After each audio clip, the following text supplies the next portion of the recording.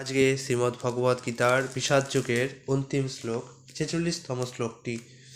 সঞ্জয় উবাচ এব মুক্তার্জুন সংখ্যে রথোপস্থ উপাবিশৎ বিসৃজ্য সরসং শশরং চাপং শোক সংবিঘ্ন মানস।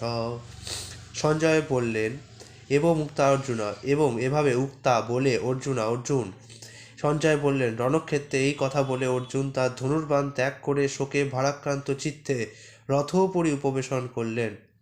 তাৎপর্য প্রভুপাদ বলেছেন, শত্রু সৈন্যকে নিরীক্ষণ করতে অর্জুন রথের ওপর দাঁড়িয়ে পড়েছিলেন, কিন্তু তিনি শোকে এতই মুহ্যমান হয়ে পড়েছিলেন যে তার গান্ডীব ধনু ও অক্ষয় তুনো ফেলে দিয়ে তিনি রথের ওপর বসে পড়লেন। এই ধরনের কোমল হৃদয়বৃত্তি সম্পন্ন মানুষই কেবল ভগবত ভক্তি সাধন করার মাধ্যমে সমগ্র জগতের যথার্থ মঙ্গল সাধন করতে পারেন। ইতি কুরুক্ষেত্রের রণাঙ্গনে সেনা পর্যবেক্ষণ বিষয়ক বিষাদ যোগ নামক শ্রীমদ্ ভগবদ্গীতার প্রথম অধ্যায়ে ভক্তি বেদান্ত তাৎপর্য সমাপ্ত। আগামীকাল শ্রীকৃষ্ণ অর্জুনকে কি বলেছেন সেইগুলি আমরা দেখব। সাংখ্যযোগ শুরু হতে চলেছে আগামীকাল। আশা করি এই সিরিজটি আপনাদের ভালো লাগছে। আগামীকাল আপনারা সাংখ্যযোগের সম্মুখীন হবেন।